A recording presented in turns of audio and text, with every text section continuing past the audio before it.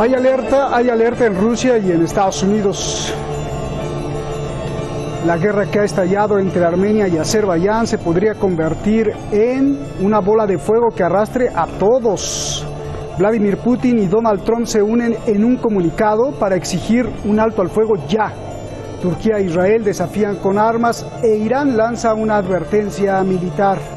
Esto pasa muy cerca de aquí, en la frontera. Se escuchan ya los disparos e incluso ya han caído pedazos de cohete. Soy Roberto de la Madrid y desde esta zona en alerta roja, detrás de la razón.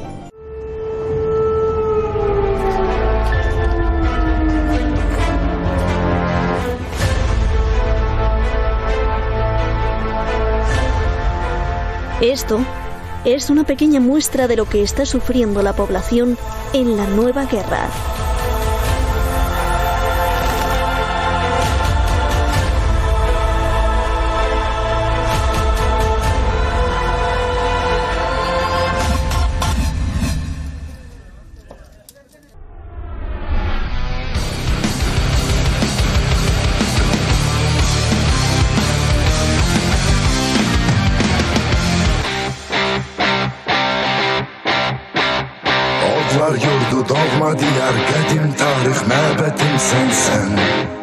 Este es el vídeo que Azerbaiyán acaba de lanzar, y aunque es de color, se muestra su poder real militar.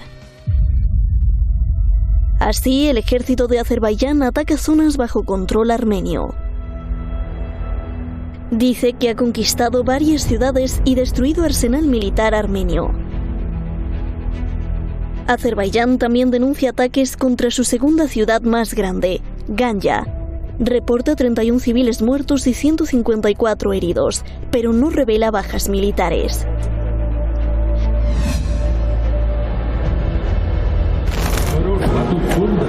Los armenios dicen que miles de soldados azeríes, 145 drones, 16 helicópteros, 17 aviones, cientos de tanques de Azerbaiyán han sido destruidos. Acusan a Azerbaiyán de bombardear una catedral histórica en Nagorno-Karabaj, aunque los azeríes lo rechazan y dicen que es Armenia la que ataca lugares religiosos musulmanes. Armenia acusa a Turquía de derribar uno de sus cazas rusos Sukhoi Su-25. Las autoridades de Nagorno-Karabaj reportan 350 militares muertos. La mitad de la población ha huido. Este es un dron de Azerbaiyán. Armenia afirma que lo ha derribado. Azerbaiyán ataca la región de Nagorno-Karabaj. Nagorno-Karabaj se defiende y contraataca. Armenia defiende a Nagorno-Karabaj. Nota: Nagorno-Karabaj es territorio de Azerbaiyán, pero está controlado por armenios separatistas desde 1991, cuando proclamaron su independencia y se llegó a un acuerdo. Hoy Azerbaiyán quiere que se salgan de ahí. Armenia apoya a los separatistas de Nagorno-Karabaj. Armenia acusa a Turquía de haber encendido la llama de la guerra. Türkiye tüm imkanları ve tüm kalbiyle dost ve kardeş Azerbaycan'ın yanında olmayı. En medio del caos, proyectiles de mortero han caído dentro de Irán. Irán pone en alerta a sus tropas y amenaza con responder a cualquier agresión, sobre todo para que no entren terroristas. Irán apoya la integridad de Azerbaiyán. Dice que Armenia debe retirar sus tropas. همه باید واقعیت رو قبول کنن، همه باید حقوق ملت‌ها رو قبول کنن، همه باید تمامیت ارضی رو احترام بگذارن و همه بدونن راه. Paren esto ya, pide el presidente de Rusia, Vladimir Putin. Llama a un alto el fuego inmediato. Estados Unidos, Rusia y Francia se unen en un comunicado para condenar el derramamiento de sangre y exigen paz y diálogo.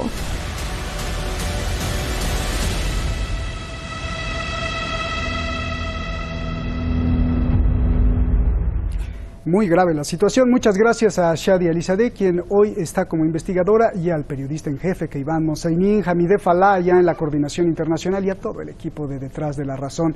Y nunca me cansaré de agradecerle al número uno, quien es usted. Sin usted, pues no somos nada. Esta noche están dos de los más grandes que nos van a explicar No puede haber una explicación de una guerra si no se le sigue el rastro económico, y de eso sabe muy bien. Olfatea con matemáticas los flujos de capital. Si no hay finanzas, los militares pues casi no pueden hacer nada. Maestría en la Universidad de La Haya. Gracias por estar aquí, Francisco Javier. Profesor de vocación e investigador de convicción, pero más aún, inteligencia de pasión, experto en inteligencia militar y letrado en la ciencia política. Sabe cómo se mueven los hilos en el mundo. Layos Asdí, bienvenido. Layos, antes de hablar de las causas y la estructura del conflicto, vamos hacia el destino, al destino militar y las movidas estratégicas y los peligros, por lo que pues te pido que me expliques esto, porque lo que más importa pues es la vida de cientos de miles, y el problema es que la cifra de muertos y heridos está subiendo y que muchos civiles abandonan también sus casas y hay sangre. Las cosas se están tornando muy feas. Por favor, Layos, dime para dónde se está dirigiendo la brújula. Bueno, la cosa es como han mencionado ustedes, el conflicto en Nagorno-Karabaj es una cosa que trasciende desde el fin de la Unión Soviética. La guerra empezó en 1988 entre armenios y azeris, cuando todavía había Unión Soviética, y creo que se llegó finalmente a un cese al fuego en 1994, pero no se llegó a resolver el conflicto, y más cuando Armenia, o los armenios en Nagorno-Karabaj, Alto Karabaj, que es una población de mayoría armenia dentro de la República de Azerbaiyán. Ahora, hay que entender que una de las razones del conflicto, aparte ya de la larga enemistad entre turcos musulmanes y armenios cristianos, pues está cómo fue distribuida la división territorial bajo la Unión Soviética de esos países, parte en ese entonces de la Unión Soviética y antes parte del Imperio Otomano. Azerbaiyán es turca de lengua, pero es musulmana chiita porque llegó a ser parte de Persia hasta que la Rusia zarista se lo quitó. Entonces Armenia también llegó a ser parte de Persia, lo mismo, la Rusia zarista, el Imperio Ruso, se lo quitó a Persia y vivían como parte del Imperio Ruso. Entonces viene la caída de la Rusia zarista, está la Primera Guerra Mundial. Los turcos habían cometido el genocidio contra la población armenia a comienzos de la Primera Guerra Mundial. Creo que el periodo es 1914, 1916 más o menos, o se habla también de 1912, por los nacionalistas jóvenes turcos, cometieron una masacre. El gobierno turco no lo reconoce así, pero la nación armenia sí, y otros países del mundo lo han reconocido. Entre 1 a 2 millones de armenios fueron masacrados por los turcos otomanos. Pero había caído ya, digamos que la monarquía turca, si no me equivoco, para 1920 estaba la República Turca con Mustafa Kemal, alias y apodado Atatürk, padre de la nación turca, el fundador, como digo, la República Turca. Llegó a ocurrir en Azerbaiyán, que ya estaba bajo control, si no me equivoco, bolchevique, pero en todo caso había sido, como dije, antes de esa masacre de 1920 en Nagorno-Karabaj del Imperio zarista, se reabrieron las heridas y los conflictos internos, digamos, dentro de lo que fue el Imperio Ruso, y se reportó, se dice, Azerbaiyán creo que lo niega, en la ciudad de Shusha, que está en Nagorno-Karabaj, en esta región ahora en disputa, entre el 22 de marzo y 26 de marzo de 1920, se reporta que hasta 30.000 armenios fueron masacrados por la población azerí dentro de Nagorno-Karabaj.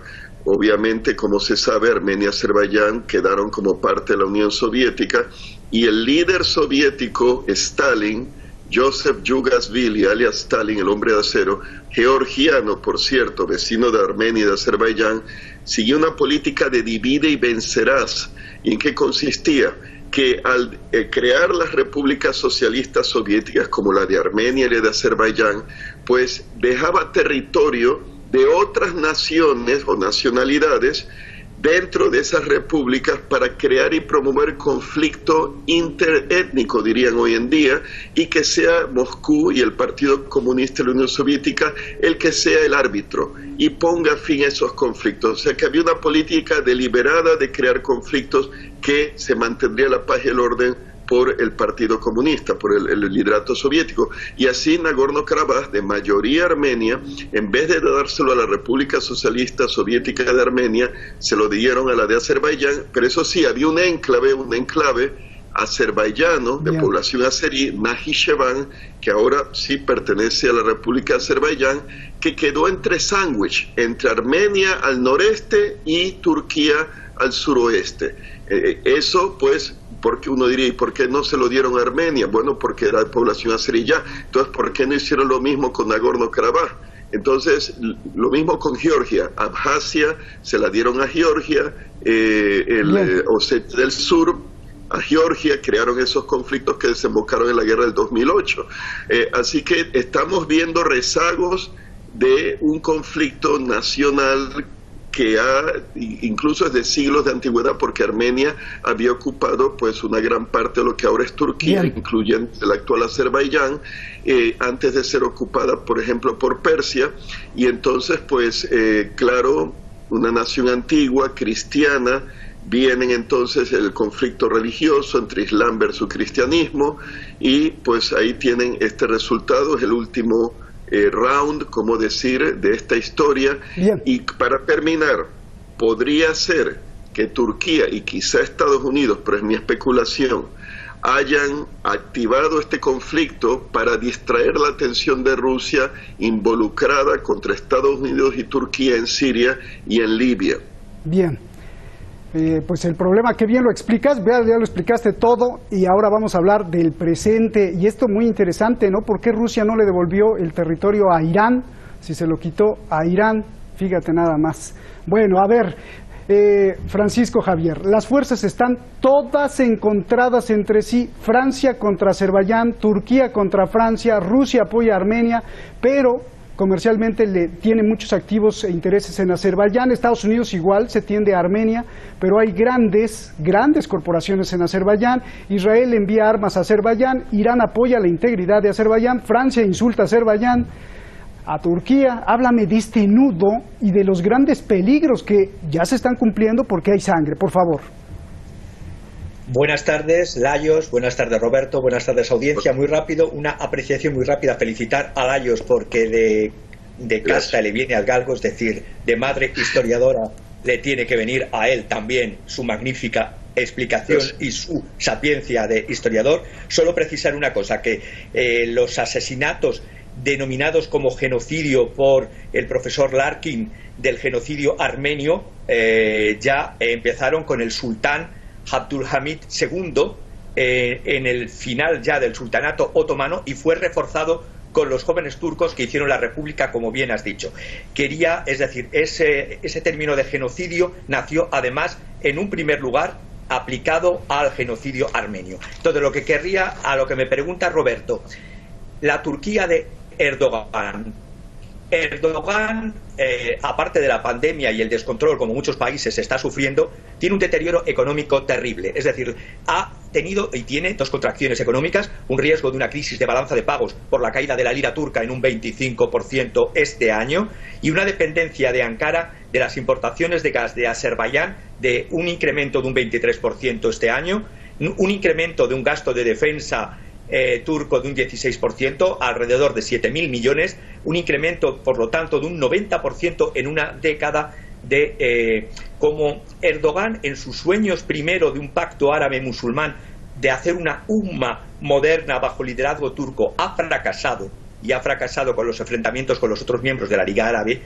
Ahora quiere resucitar el panturquismo y, algo tan más peligroso aún, el panturanismo. Como bien ha dicho Lajos, lo que se está buscando es debilitar a Rusia, porque hoy estamos viendo también la otra intento de revolución de color en Kirguistán. Ahora, esta guerra que está enfrentando a azeríes, provocada desde julio y reforzada en septiembre por azeríes, contra no solamente Nagorno-Karabaj, sino contra Armenia, lo que no se tiene que caer y no pueden permitir las naciones es: ya llevamos 75.000 huidos o desplazados, no se puede permitir un nuevo genocidio armenio y un nuevo genocidio de población armenia mayoritaria, y que tiene la obligación por derecho internacional Azerbaiyán de hacer un referéndum de autodeterminación, porque así lo tiene pactado, a pesar que de facto, de jure, por eso que ha dicho mi compañero, desde la época de Stalin,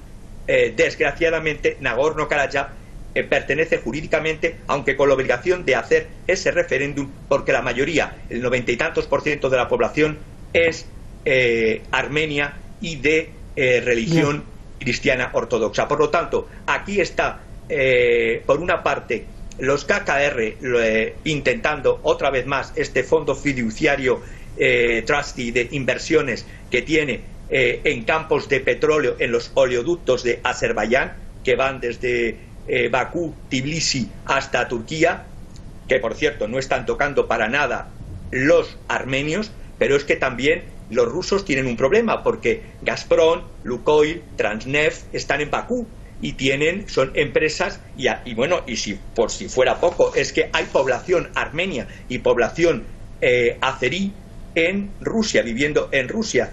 Cuando hoy en la televisión, una televisión rusa, he escuchado a Vladimir Putin hablar diciendo que se pare la tragedia, que es un horror, va a haber reuniones en Moscú por una parte de los representantes armenios, y van a ir a Ginebra una parte de representación azerí. No se van a juntar azeríes y los armenios en Ginebra. Unos van a ir a Moscú el lunes y mañana creo que es la reunión en Ginebra. Pero está claro que este intento va directamente a torpedear otra vez más a la Federación Rusa. Bien, gracias. Háblame de lo militar ahora y del gran peligro de una gran conflagración, o si no hay. Me llamó mucho la atención que Estados Unidos y Rusia se unan para en un comunicado conjunto exigir ya paz, y vayamos con los armenios en el mundo, Lajos. Hay muchísimos más que los que viven en Armenia. Creo que en Armenia viven 3 y los que están fuera son 11, y muchos conforman círculos muy poderosos en el Congreso de Estados Unidos y en Moscú. De hecho, la mayoría de armenios está en Rusia y después Estados Unidos y Francia. Incluso, tanto en Rusia y en Estados Unidos ya hay armenios y anuncios de armenios que están diciendo: no importa perder la vida, pero quiero ir ya y unirme al ejército para defender a los armenios. ¿Qué riesgos trae esto? ¿Y cómo está todo anudado? Porque Turquía insulta a Francia, Francia insulta a Azerbaiyán, Turquía es parte de la OTAN. ¿Cómo lo va a resolver Vladimir Putin y Trump, por favor? Bueno, bastante complicado es. Claro, ya los azerbaiyanos han dicho que sirios iban a Armenia a luchar por Nagorno-Karabaj, pero no eran sirios, digamos que árabes, son armenios residentes en Siria, que han ido pues a ayudar a sus connacionales, ¿no?, de la nación armenia. Y bueno, hemos visto como en guerras anteriores, como la de la crisis de Kosovo, pues había albaneses de Kosovo, creo, que venían, no sé si era del Canadá, de otras partes, o en el conflicto de Ucrania el 2014, que venían de otras partes de Norteamérica, Ucrania también, a unirse a la lucha con sus compatriotas de origen nacional, ¿no? Quizá no de ciudadanía, pero sí por la nación, pues sean ucranianos, sean albaneses. O sea que no es la primera vez que se ha visto eso. También sabemos, complica la cosa, el que Turquía se ha reportado, ha estado enviando a sirios, árabes sirios, que eran de estos grupos pues radicales suníes, que yo pues he llamado terroristas, que los turcos han promovido como frente al Nusra de Al-Qaeda, por ejemplo, en Siria, en la región de Idlib, que todavía están allí. Pero estos parece que han sido contratados y pagados, bien pagados por los turcos, lo que aumenta el gasto, ¿no?, que ha referido el compañero, ¿no?, gastos militares, pues tendrán que pagarle a estos individuos pues, que están luchando en Azerbaiyán contra los armenios. Y entonces, claro, eso pues también aumenta el espectro de que no es solamente una lucha entre naciones, la nación armenia y la nación azerí, pero también el espectro de una guerra religiosa, cristianismo versus islam, más si estos elementos radicales se inyectan, pues digamos que en el conflicto, los que los turcos envían. Y claro, la posibilidad de un conflicto mayor, bueno, es interesante ver cómo hay esta declaración conjunta de Trump y Putin, a pesar de que hay tantos puntos encontrados. Estoy pensando, por ejemplo, hemos mencionado, y el compañero mencionó también muy bien, la crisis de Kirguistán, y no olvidemos Bielorrusia, que eso también, pues el tema de que se ha dicho de que la OTAN, Lituania, Estonia, Polonia estarían pues apoyando y están apoyando a la líder opositora bielorrusa, y Moscú apoya a Lukashenko, y para complicar la cosa, Lukashenko parece que ha estado enviando cohetes de artillería a Azerbaiyán contra los armenios que son apoyados por Rusia, o sea que, y los turcos acaban de utilizar, han sido acusados de utilizar el radar de control de tiro del sistema antimisil y antiaéreo S-400, ¿no? Que Rusia le ha vendido a Turquía, manzana de la discordia de las relaciones entre Turquía y Estados Unidos, porque Estados Unidos ha dicho que no permitirá a Turquía participar en el programa del caza invisible radar F-35, pues ahora acusan a Turquía de haber iluminado con su radar a cazas griegos F-16 que volvían de maniobras conjuntas navales en Chipre de navíos de guerra chipriotas, griegos, franceses e italianos, que a los turcos no les gusta. Ahí tienes... Sí, está tremendo lo que dices. Te tengo que cortar porque ya nos vamos y le queda un minuto a Francisco. Francisco, ¿esto cómo se resolverá? ¿Será la tumba de Erdogan o Irán además alerta de que podría ser, si no se para, una guerra civil y esto entonces se prolongaría para siempre? Rápido nos vamos. Estoy pensando en que otro buen vasallo como fue Saddam Hussein de la OTAN terminó como terminó, y Erdogan en este caso está provocando una guerra cara. Bueno, está Qatar pagando, también está la poderosa CIA estadounidense y este grupo de KKR, el de Henry Kravis, que están donando fondos porque tienen que salvar intereses, porque no nos confundamos. Muchas veces se visten de conflictos religiosos o de conflictos nacionales o de etnias lo que son pura y exclusivamente intereses económicos, y otros por detrás manejan los hilos, y los hilos son los oleoductos de petróleo y de gas, es decir, gas y petróleo que tiene Azerbaiyán, gas y petróleo que quieren concurrir contra los intereses rusos y contra y hay un actor maligno en este caso, que es un títere que está jugando, que es Erdogan, metiéndose en múltiples conflictos cuando está la situación de la economía turca como está. Pero eso sí, casi todos los dictadores en la historia lanzan a sus pueblos a la guerra cuando la situación económica está mal. Necesitan poner el foco fuera. Gracias, gracias. Ahí en Bakú, en Azerbaiyán, están las dos principales petroleras de Estados Unidos y de Rusia en el mundo. Gracias a los dos. Buenas noches. Un abrazo, Layos, un abrazo, Francisco. Las fichas se están moviendo pues muy rápido, muy rápido. Si me pueden poner la cámara para acá. Las fichas se están moviendo muy rápido, sobre todo las fichas militares en la región.